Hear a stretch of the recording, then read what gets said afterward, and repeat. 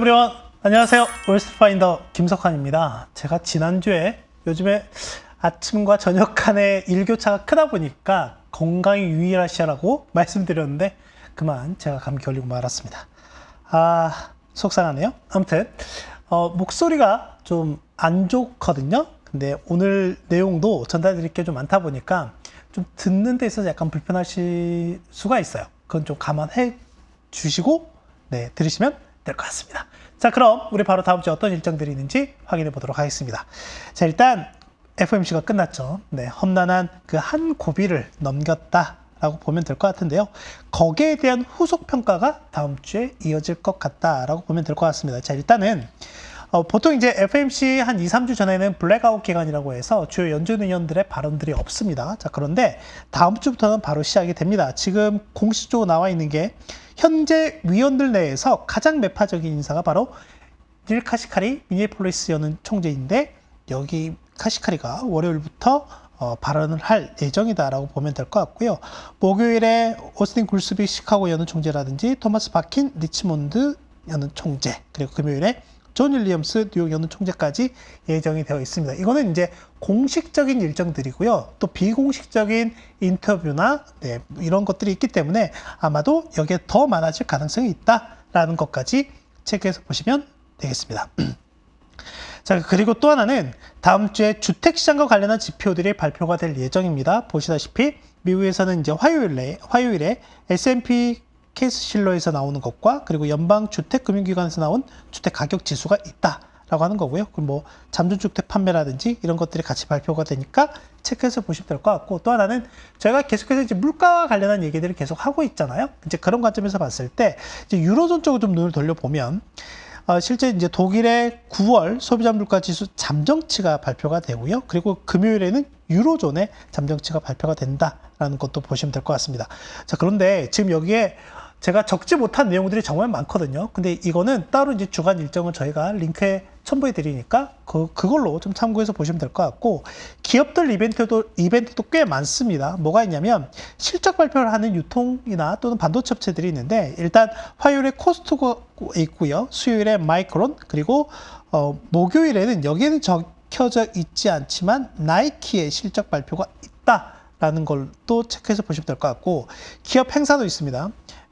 이 메타 커넥트 2023이라는 행사와 그리고 테슬라가 AI 데이를 개최한다라고 보면 될 것 같습니다. 각 기업별로도 상당한 이벤트들이 많이 있을 예정이다라는 것까지 보시면 될 것 같고, 이건 말씀 안 드렸네요. 다음 주에 중요한 건 역시 이제 연은이 보고 있는 것 중에 역시 핵심 물가 지표라고 할 수 있는 PCE 물가가 29일 금요일에 발표가 된다라는 것까지 챙겨보시면 될 것 같습니다. 다음 주도 빡빡합니다. 근데 이제 우리나라는 추석 연휴 기간에 들어가기 때문에 이런 부분도 같이 체크하시면 되겠습니다.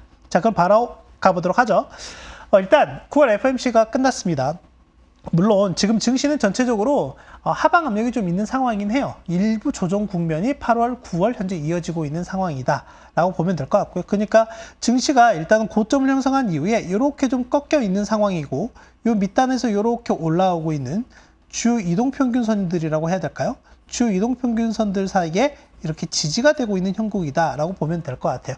근데 이제 한 차례 이 고점을 돌파하기 위한 시도가 있긴 했었지만 이제 그런 부분들이 아직은 완벽하게 좀 나타나고 있지 않은 상황이다. 이제 이런 상황에서 본다라고 하면 역시 시장은 계속해서 방향성을 모색하고 있구나라는 정도로 보면 될 것 같습니다. 자, 그런데 이제 우리는 판단을 해야 돼요. 이 방향성이 증시가 더 올라가는 데 있는 방향성의 힘이 크냐, 아니면은 내려가는데 억누르는 데 있는 힘이 더 크느냐, 그 힘의 경중을 우리는 이제 앞으로 계속 좀 따져봐야 될 필요가 있겠죠. 그 하나 포인트가 된 게 이제 FOMC였다라고 보면 될 것 같은데, 큰 변화들이 있었습니다. 그래서 굵직한 변화 중심으로 말씀드리면, 일단 시장이 가장 크게 받아들인 내용은 바로 내년 기준금리 중간값이 올라갔다라고 하는 겁니다. 자, 보시면 이건 이제 지난 6월과 현재 9월을 비교한 건데, 다른 건 다 볼 필요 없어요. 당장 내년이 이게 중요하죠. 이게 보면 4.6%에서 5.1%로 기준금리 중간값이 올라갔어요. 제가 지난주에도 월스파를 통해서 말씀드릴 때 이 부분이 중요합니다 라고 말씀드렸고, 이걸 잘 보셔야 합니다 라고 말씀을 드렸잖아요. 자, 그런데 하나 또 보면 경제 성장률 전망치는 상향 조정을 큰 폭으로 했고요, 실업률은 소폭 하향 조정을 했어요. 자, 이 말인즉슨 경제가 상당히 어떻다? 좋다라는 거예요. 그렇죠? 이제 이러다 보니까 시장에서는 실제 연착륙에 대한 기대가 커진 것도 사실이었습니다. 자, 그런데 그 반대 측면에서 보면 이제 이것과 반대되는 거겠죠. 이 경제가 워낙 좋다라고 하는 말은 다른 말로 바꿔보면 수요가 상당히 좋다라는 거죠. 왜냐하면 연준 입장에서는 공급단을 컨트롤하지 못해요. 그렇다라고 하면 이 수요단을 컨트롤하는 게 바로 이 통화정책의 핵심이다라고 여러 차례 말씀드렸는데, 수요가 여전히 견조하다라고 하는 거죠. 그러니까 어떻게 돼요? 물가 상승 압력이 여전히 있다라고 느끼는 겁니다. 이제 그래서 이렇게 기준금리 전망치를 내년에 올렸다라고 보시면 될 것 같습니다. 이렇게 되면 어떻게 돼요? 두 번 정도, 그러니까 25bpc가 두 번 정도이니까 이게 최대 50bp 이렇게 올라가게 된 거다라고 보면 될 것 같습니다. 좀 더 디테일하게 보면 점도표가 이렇게 바뀌었습니다. 지금 보면 전체적으로 그러니까 연준이 대략 이사회가 7명이고요. 그리고 지역 연방이 12명인데 이 중에 세인트루이스 같은 경우가 지금 어떻죠? 임시 대행 체제잖아요. 근데 어찌됐건 19개의 점이 이제 여기에 다 이게 찍혔는데, 지금 보면은 내년 전망치만 보면 이렇게 올라왔다라고 하는 거죠. 그래서 시장이 가장 안 좋아하는 케이스가 이번에 발생했다. 그래서 간밤에도 보면 미국 3대 증시가 하락하는 모습을 보일 거예요. 특히나 나스닥 또는 나스닥 100 또는 빅테크들 중심으로 낙폭이 컸던 모습이 이런 이유 때문에 나타났다라고 하는 거고요. 궁극적으로 보면 일단은 하이어 포 롱거에 대한 그런 연준의 의지가 좀 더 강해졌다고 평가할 수 있을 것 같습니다. 그럼 지금 시장에서 어떻게 보고 있느냐에 대한 부분을 보면 방금 말씀드렸죠. 실제 2024년 말 내년 기준으로 보면 기존에는 4.6%였는데 이게 5.1%로 이렇게 상향 조정이 됐다라고 하는 거고, 여기를 한번 보시겠어요? 실제 내년 연말에 가서 시장은 이 정도를 생각을 했었는데 이제는 이만큼의 높이가 높아졌기 때문에 지금 이 상황에서 괴리가 발생을 하고 있다라고 하는 거고요. 앞으로 이제 중요한 건 이건 것 같아요. 이 괴리에 대해서 시장이 어떻게 적응하느냐, 그 경로가 매우 중요할 것 같습니다.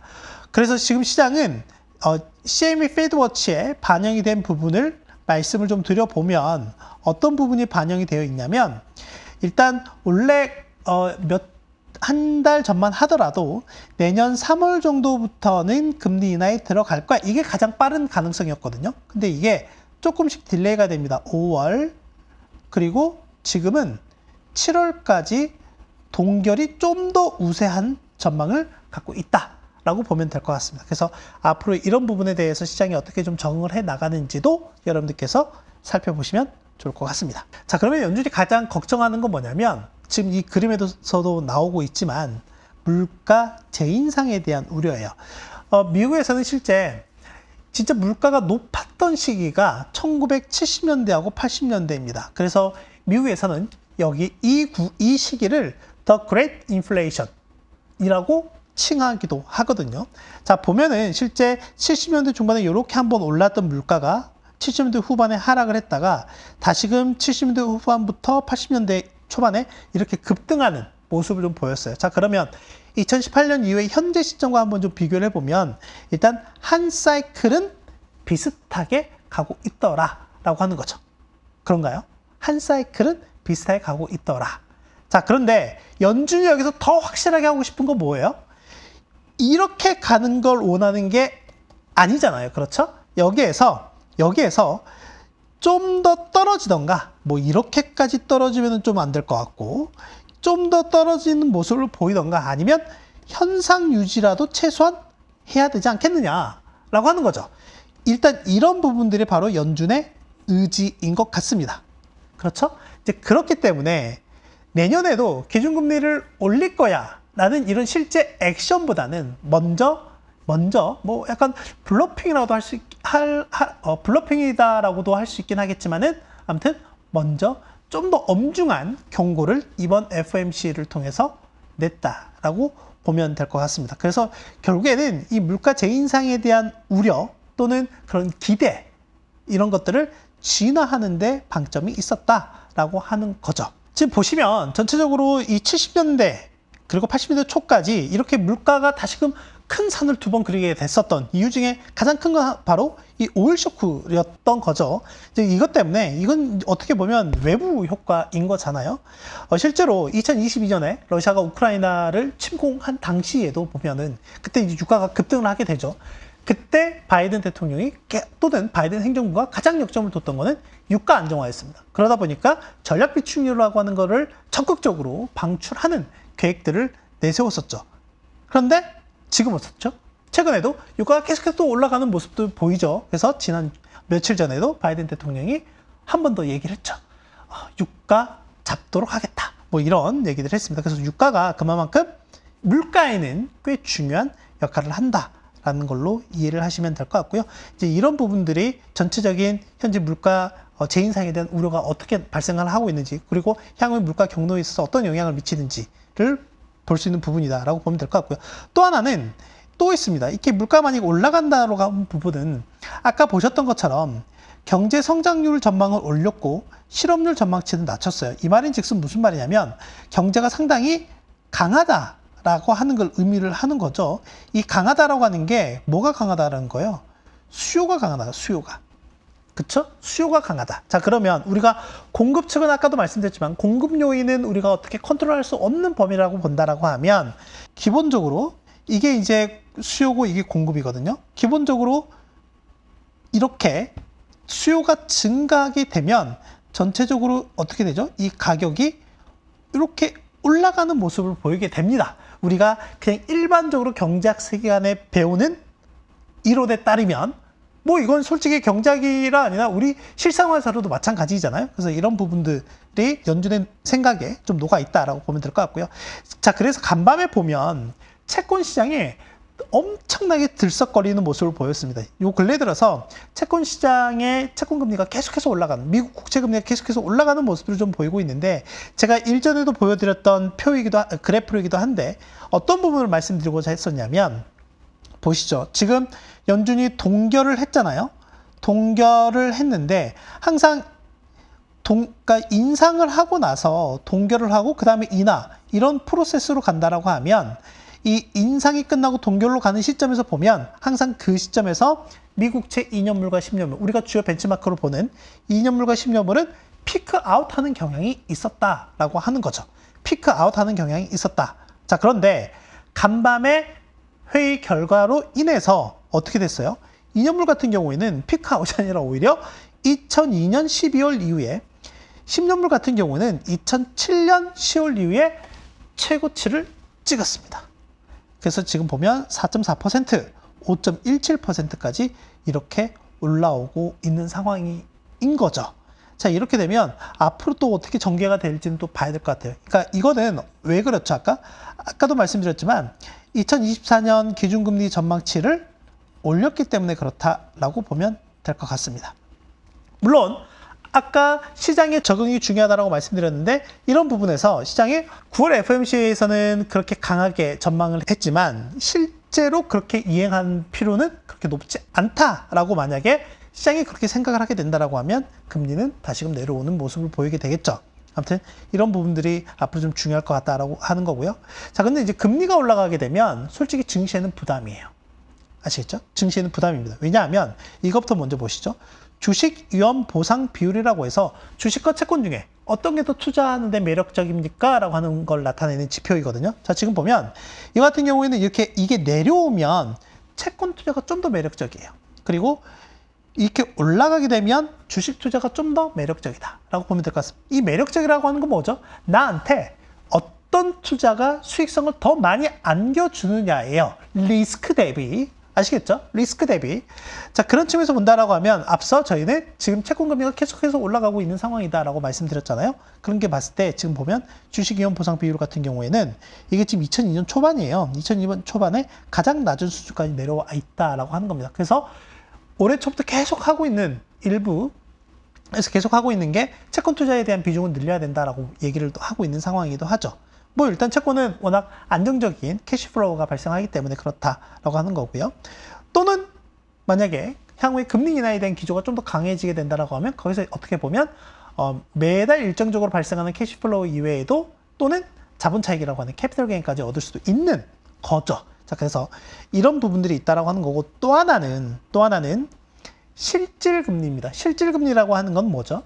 인플레이션을 감안한 금리인 거잖아요. 자, 그랬을 때 실질 금리가 올라가면 어떻게 될까요? 증시에는 별로 좋지가 않죠. 자, 그래서 보시면 이거예요. 이 그래프를 이게 우측이 지금 실질 금리 그래프인데 뒤집었어요. 뒤집었다는 말은 무슨 말이냐면 아래로 내려오면 내려올수록 실질 금리가 플러스가 되고 있는 거고요.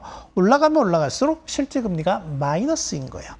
어때요? 보시다시피 실질 금리가 마이너스가 되게 되면 이게 훨씬 더 시장에 우호적인 거죠. 그렇죠? 그러니까 싼 값에 싸게 유동성을 공급받아서 좀 더 높은 투자 수익률을 제공하는 위험 자산에 투자할 수 있는 환경이 되는 거겠죠. 자, 그런데 이제 그런 게 기본적으로 저금리 기조 상황에서 가능하다라고 하는 거고, 근데 지금은 그렇지 않은 상황인 거죠. 자, 그런데 공교롭게도 보면 지금 시장과 실질 금리 간의 괴리가 꽤 크게 나 있는 상황입니다. 어떻게 보면 이제 이런 부분들이 향후에 증시의 변동성을 확대시킬 수 있는 요인이 될 수도 있다라고 하는 거고, 아까 말씀드렸죠? 간밤에 테크 기업들을 중심으로 해서 나스닥 지수의 낙폭이 더 컸던 이유 중에 하나가 바로 이런 부분이다라고 보면 될 것 같습니다. 그래서 실질금리 2%가 간밤에 돌파했거든요. 보면은 2007년 10월 이후에 처음이에요. 그러니까 지금 저희는 한 10여 년 만에 상당히 어떻게 보면 시장의 변동성이 커질 수도 있는 그런 임계점 또는 고비에 와 있는 거일 수도 있다라고 하는 거죠. 그래서 이 시기를 어떻게 현명하게 잘 넘기느냐가 꽤 중요할 것 같습니다. 이제 바로 우리 4분기 넘어가게 되잖아요. 자, 그래서 좀 다른 얘기를 말씀드려보면, 물론 그 연장선상이긴 하지만 아까 말씀드렸던 것처럼 수요가 정말 좋다. 그래서 이 수요라고 하는 부분이 가격을 높이는데 영향을 미치고 있다. 이 가격이라고 하는 건 이제 궁극적으로 물가이죠. 자, 이러다 보니까 연준 입장에서는 상당히 어떻게 보수적인 태도를 취할 수밖에 없다라고 하는 거고, 이제 그러다 보니까 연준이 계속해서 뭐 higher for longer라고 하는, 그러니까 고금리를 오랫동안 유지할 거야, 뭐 이렇게 얘기하긴 했었지만 이제는 좀 더 오래 유지할 거야라고 하는 게 지금 시장에 나타난 거죠. 자, 왜 그러냐면 팬데믹 이후에 미국의 GDP 성장률 한번 보면 각 항목별로 우리가 볼 수가 있습니다. 보통 이제 GDP라고 하는 거는 소비와 투자와 수출, 지출 이런 걸 다 합산한 거거든요. 자, 보시면 전체적으로는 2020년 3분기 이후에 이 경제가 성장하는 데 있어서 소비가 미친 기여도가 평균적으로 85%입니다. 보시면 2020년 3분기 그러니까 팬데믹에서 이렇게 회복하는 시점에서 보면 35%나 성장을 했는데 그중에 26.3%포인트가 소비였어요. 그렇죠? 매 분기, 특히 2022년 1분기는 6.3% 성장을 했는데 그중에 7%포인트가 뭐였습니까? 소비였어요. 물론 이제 여기엔 마이너스 요인들이 있기 때문에 그렇다라고 보면 될 것 같고, 지금 3분기 추정치가 4.9%가 나오고 있거든요. 애틀란타 연은에 따르면. 그런데 어떻죠? 그중에 소비가 2.5% 정도가 된다라고 하는 거죠. 거의 절반에 가까운 기여도를 보이고 있다라고 하는 거죠. 그러니까 전체적으로는 소비가 한 번도 마이너스가 난 적은 없었습니다. 소비가 전체적으로 이 성장을 리드하고 있다라는 걸로 이해를 하시면 될 것 같고요. 지난주에 미 연준에서 미국 가계의 자산, 순자산이 어떻게 변화했느냐에 대한 내용이 발표가 됐는데, 보시다시피 3분기 연속 순자산이 증가했습니다. 증가하는 모습을 좀 보였고, 특히나 2023년 상반기 1분기와 2분기 기준으로 보면 주식도 상당히 좋았고요. 부동산 가치 증가도 상당히 좋았어요. 자, 그럼 여러분 어때요? 제 자산이 늘었습니다. 우리의 자산이 늘었어요. 그럼 뭐 해야 돼요? 소비를 해야 되죠. 이제 그런 부분들이 부의 효과로 나타나게 된다라고 하는 거고, 전체적으로는 이제 앞서 말씀드렸던 수요가 너무 강하다라고 하는 부분과 일맥상통한 부분이다라고 보면 될 것 같고요. 또 하나는, 근데 이제 금리는 높아졌잖아요. 금리는 높아졌어요. 그래서 가계도 그렇고 비금융 기업 부채도 그렇고 이런 부분에서 약간의 디레버리징들이 있기는 했었습니다. 그런데 이 가계와 기업들의 디레버리징을 깔끔하게 무시해버렸던 게 바로 정부죠. 정부의 부채가 이만큼 증가하다 보니까 전체적으로는 부채가 증가하는 모습을 좀 보였다라고 보면 될 것 같고요. 그런데 이거는 좀 더 세부적으로 좀 봐야 될 것 같아요. 근데 뭐 기업들은 일단 그렇다 치더라도 가계 같은 경우는 저희가 종종 소개해드렸던 것처럼 이제 소비자 신용이라고 하는 부분인데 이거는 모기지와 비모기지로 구분을 지을 수가 있습니다. 그럼 모기지는 그렇게 우려할 만한 상황은 아니에요. 자, 그런데 비모기지라고 하면 대표적인 게 신용카드 대출이라든지 자동차 대출이라든지 학자금 대출 이런 것들이 세 가지가 있습니다. 근데 아시겠지만 이것들 다 상당히 높은 수준이고요. 그리고 신용카드 같은 경우는 처음으로 1조 달러의 대출 규모를 이번에 넘어섰다라고 하는 거죠.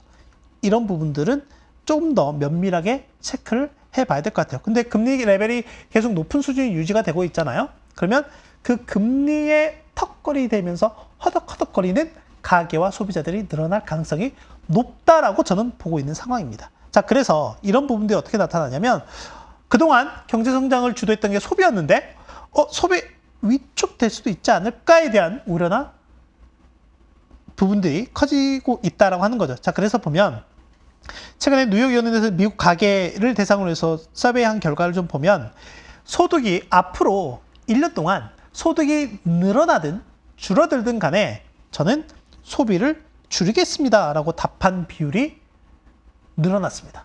아시겠죠? 소비를 줄이겠다는 거니까 더 늘어났다라고 보면 될 것 같아요.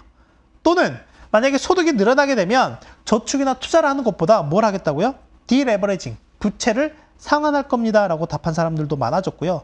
10%가 만약 소득이 감소했다라고 하게 되면 어떻게 하겠습니까? 소득 감소한 부분을 다른 부분에서 메꿔야 되니까 대출 일으킬래요? 라고 답한 사람들도 더 많아졌다라고 하는 걸로 보면 될 것 같고, 또 하나는 팬데믹 때 정부가 소비하세요. 경제를 살리기 위해서 여러 가지 지원책들, 부양책들을 펼쳤었잖아요. 이제 그런 것들이 미국 경제에 전반적으로 남아있는데 그게 초과 저축의 형태로 남아있습니다. 근데 지금 초과 저축 같은 경우가 최근에 나온 연구 결과를 따져보면 이제 거의 다 소진이 됐다라고 하는 부분들이 나타나고 있는 거죠. 그리고 오는 10월 1일부터 뭐가 되죠? 아까 그 소비자 신용 대출 중에 학자금 대출 상환이 이제 나오게 됩니다. 본격적으로 시작이 됩니다. 이런 부분들도 보면 가계에 좀 부담이 될 가능성이 있다라고 하는 거죠.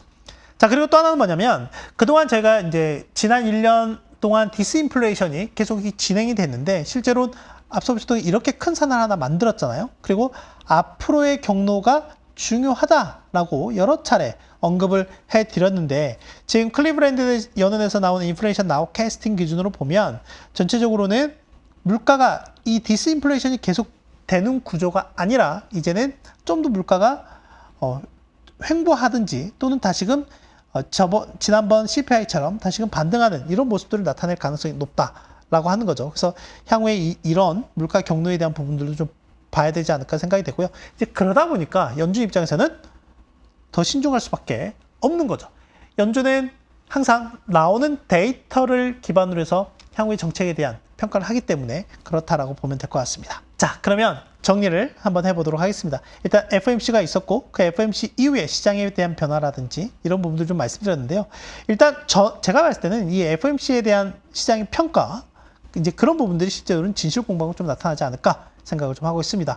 이번 9월 FOMC에서 가장 큰 충격은 역시 기준금리 상향이었죠. 내년 연말에 기준금리 상향이었다라고 보면 될 것 같고요. 그래서 이에 대한 시장의 평가가 일단 다음 주까지는 계속 진행될 가능성이 높다라고 하는 거고요. 다음 주에 아까 서두에서 말씀드렸던 것처럼 기업들의 코퍼레이트 데이 행사가 있습니다. 이제 이런 부분들이 아까 말씀드렸던 것처럼 증시가 이렇게 좀 하락했다가 주요 지지선에 와 있는 상황인데 다시금 이렇게 튀는 데 있어서 동력이 되어줄지 한번 체크를 좀 해봐야 되지 않을까 생각이 되고요. 앞서 말씀 못 드렸던 내용 중에 중요한 게 있습니다. 이제 미국은 회기가 9월 30일 날 끝납니다. 우리나라로 따지면 3분기에 끝나는 거죠. 그래서 이제 4분기부터 새로운 회계 연도로 넘어가게 되는데 미국 연방정부 예산안이 처리가 되어야 합니다. 그게 9월 30일이에요. 지금 계속 공화당 내부에서도 핑퐁을 하고 있죠. 그러니까 웃기는 거죠. 이게 지금 공화당과 공화당 내부에서도 핑퐁을 좀 하고 있고요. 또는 공화당과 민주당 사이에서도 이렇게 또 핑퐁이 오고 가고 있는 상황이다라고 보면 될 것 같습니다. 다만 이제 전체 예산안에 키를 쥐고 있는 게 하원이고 그 하원 의장이 공화당 사람이긴 한데 그분이 셧다운은 피해야 된다 이런 되게 우호적인 발언을 하기는 했어요.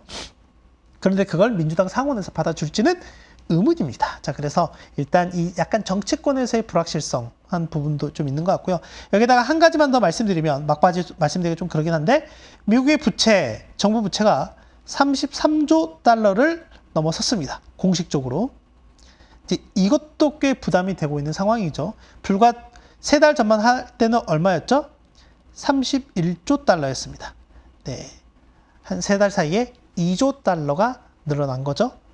역대급 속도라는 것만 알고 계시면 될 것 같습니다. 나머지 특히 이제 기업들 행사 중에 메타, 아까 테슬라 코퍼레이트 데이 말씀드렸고요. 코스트코, 마이크론 테크놀로지, 나이키 실적 발표도 있으니까 같이 체크해서 보시면 될 것 같습니다. 네, 저는 좀 더 나은 모습으로 건강한 모습으로 다음 주에 뵙도록 하겠습니다.